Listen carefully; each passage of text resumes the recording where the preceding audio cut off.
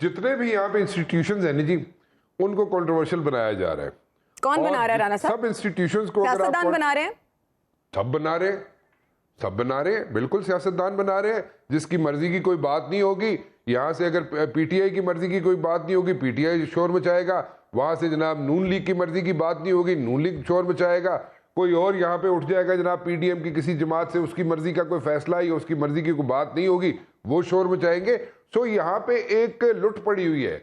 और ये जो मसला है ना, जिस तरीके से यहाँ पे हैंडल किया जा रहा है इदारों को, या जिस तरीके से क्रिटिसाइज किया जा रहा है इदारों को, ये बहुत एक डेंजरस गेम है। और ये डेंजरस गेम इसलिए मैं कह रहा हूँ कि देखें इसका नतीजा क्या निकलेगा। नतीजा ये निकलेगा कि जिसके जो जोर है, जिसके अंदर जोर है, तगड़ा है वो जो मर्जी करा ले, जिसकी लाठी उसकी भैंस। इसी तरह अगर सारी चीज, जिसकी लाठी उसकी भैंस, अगर इसी तरह काम चलना है और इसी तरह काम चलाना है, तो फिर यहाँ पे there is no ending to it. और कोई यहाँ पे कोई चीज रुकेगी नहीं फिर। और जब नहीं रुकेगी तो फिर it's going to be a disaster. और वो डिजास्टर जो है वो हम लोग फेस नहीं कर सकते, क्योंकि यहाँ पे हमारी सिचुएशन डिफरेंट है। अगर हम पॉलिटिकल साइड पे देखें तो देखें, एक साबिक गवर्नर थे सफदर साहब, पंजाब के गवर्नर थे सफदर साहब। सफदर साहब आजकल बैठ के हर जगह पे, इस्लामाबाद हो, पंजाब हो, वहां पे बैठ के, मैं बहुत बड़ी खबर दे रहा हूं, वहां पे बैठ के लोगों को जनाब अपने साथ मिलाने की कोशिश कर रहे हैं कि जनाब मैं नई जमात बनाने जा रहा हूं, हम लोग नई जमात बनाने जा रहे हैं, आप लोग सरवर साहब कह रहे हैं ना, सफदर साहब जी, मैं सरवर साहब कह रहा हूं, सरवर कह रहे हैं ना, हाँ सफदर, वो कंफ्यूजन हो गया हमें। सरवर हाँ नहीं, लेकिन जमात बनाने की बात तो सरवर साहब कर रहे हैं। जी जी, चौधरी सरवर। नहीं, सरवर साहब कह रहे हैं, मेरे ज़हनी जनाब कैप्टन सफदर आगे थे, लेकिन ऐसी बात नहीं, कैप्टन सरवर साहब ऐसी बात नहीं कर रहे, लेकिन बात कर रहे हैं जनाब इसमें जनाब गवर्नर सफदर साहब और सरवर साहब जो है, राणा साहब रोजा खोल के भी आपको रोजा लग रहा है। ये देखें, वो कैप्टन सफदर जिस बेचारे को तोशा खाना से भी सिर्फ साबुन की वो, अच्छा वो मुझे वो फेक पोस्ट है, नहीं बना दिया वो दैट इज बेसिकली मीम। आप उसमें यकीन ना करिएगा अतर, मजाक मीम। बिल्कुल वो तो ये मजाक है, बिल्कुल सफदर साहब अच्छे आदमी हैं, वो फेक पोस्ट है, बिल्कुल सरवर साहब वो मैं क्लियर कर दूं सर, क्लियर कर दूं, वो मजाक में मैंने कहा, मुझे पता है वो फेक पोस्ट है, पर वैसे हमारी ख्वाहिश है कि कैप्टन सफदर को भी कोई ओहदा मिले। नहीं, कैप्टन सफदर साहब अच्छे आदमी हैं, मैं सरवर साहब की बात कर रहा था। दैट वाज यू नो, वो आप कहीं से कहीं ले गए। आपको भी जनाब यहाँ पे पकड़ने की आदत है कि मनु फाड़ लेता, अतर फाड़ लेता, अतर ने मनु फाड़ लेता, चलो चलता रहेगा। मैं राणा नहीं है कि राणा सनाउल्लाह साहब सबको पकड़े हैं, मैं राणा नहीं हूँ। नहीं, राणा सनाउल्लाह साहब तो जनाब इस वक्त करता धरता है कि राणा सनाउल्लाह साहब के पास बड़ी पावर्स है।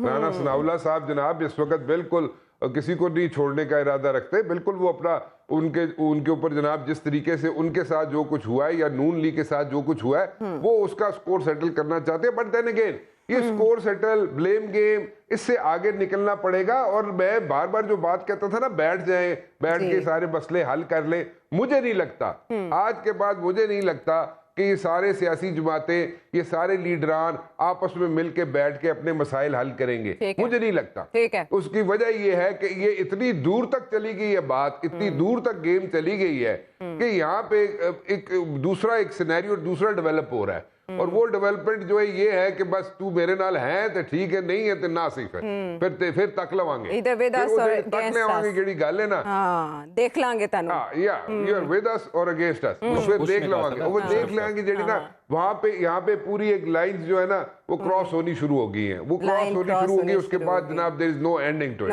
और ये बड़ा मसला पैदा हो जाएगा, यकीन माने बहुत मसला है सोसाइटी में भी, पॉलिटिकल पार्टीज में भी, पॉलिटिकल लीडर्स में भी। और ये बिल्कुल ऐसे एक मसला पैदा होगा जिस तरह एक मतलब कि जंगल नहीं होता, एक जंगल बन जाएगा, जंगल का कानून बन जाएगा, जिस दे कोल जोर है वो कर ले, जो कुछ करना है, बाकी जनाब पीछे हट के बैठ जाएंगे। राणा साहब, फॉल्ट लाइंस जो हैं वो बहुत गहरी हो चुकी हैं और वहां तक जा चुकी है। पाकिस्तान की तारीख में आज तक ऐसी सिचुएशन देखने में नहीं आई। आप बार बार डराते हैं, एक अलार्म बजाते हैं, सुलह सफाई की इससे कम कोई सूरत नहीं है?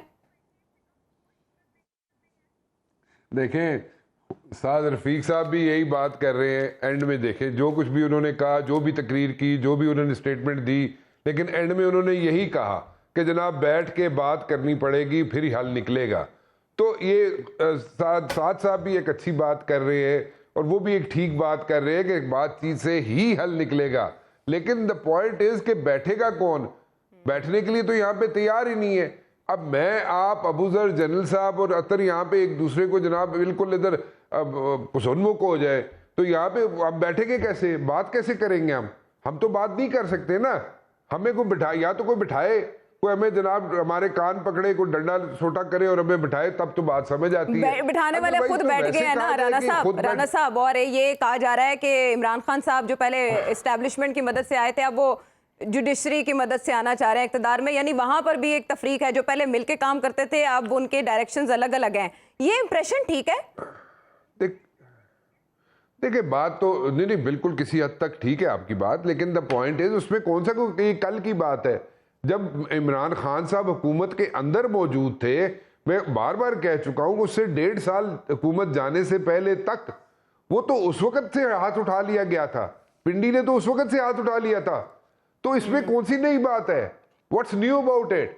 There is nothing new about it. The point is कि देखें, वो कहते हैं ना कि उस वक्त तो हालात ये थे इमरान खान साहब के कि 9% पे ग्राफ जा रहा था। आज लोग कहते हैं, मेरी इंफॉर्मेशन डिफरेंट है, मेरी इंफॉर्मेशन कोई 49 पे पहुंची है, 49% पे उनका ग्राफ जा रहा है, लेकिन लोग कहते हैं कि उनका ग्राफ तो 70 से भी ऊपर क्रॉस कर गया है। अगर ये ठीक है, ये 70 से ऊपर ग्राफ वाली बात ठीक है अगर, तो फिर उनका ग्राफ तो चढ़ गया, तो उनको तो मदद की जरूरत नहीं। लेकिन the one point is for sure, Imran Khan साहब की स्ट्रेटजी, अगर पिंडी के साथ अगर वो सींग ना फंसाते और उसके साथ साथ अगर वो अमेरिका के साथ जो जिस तरीके से वो क्रिटिसाइज करते रहे अमेरिका को for the time being, for that short span, उनको वहां से ठीक है, उनको अच्छा वहां पे रिस्पांस मिलता रहा, क्योंकि अमेरिका बैशिंग की जाए तो वो आवाम बड़ी खुश होती है, लेकिन वीजा लेने से भी सारे तैयार बैठे होते हैं। लेकिन at the very same time अगर वो ये दो चीजें ना करते इमरान खान साहब, तो मेरे ख्याल में एक विंडो ऑफ अपॉर्चुनिटी आज भी खुली होती। और ये जो 2-4 लोग उनके इर्द गिर्द बैठे हुए खान साहब के, इमरान खान साहब खुद जो है बहुत अच्छे आदमी हैं, he is a good man, but at the very same time ये जो 2-4 लोग साथ बैठे हुए हैं जो उनको मशवरे देते रहे कि आप पिंडी के साथ सींग फंसा लें, उनको बोले फिर आज आगे चले, आगे भी मशवरा दें क्या करें। लेकिन ऐसे होता नहीं है। कल को जब 18 था, 2018 में जब इलेक्शंस थे, तो उस वक्त भी तो इमरान खान साहब को सपोर्ट थी पिंडी की। तो उस वक्त अगर सपोर्ट थी और आज नहीं है, तो there must be a reason to it. कोई रीजन तो होगा ना कि जब once you are in power, तो फिर आपका पता चलता है कि आप कितने पानी में, ये किस तरह साथ खड़े होते हैं। वो भी एक इम्तिहान होता है ना। तो उस वक्त अगर वो पीछे हट गए पिंडी वाले, तो फिर उसकी कोई रीजन तो होगा। ऐसे तो कोई नहीं पीछे हटता ना, कोई तो रीजन होगा। So what was that reason?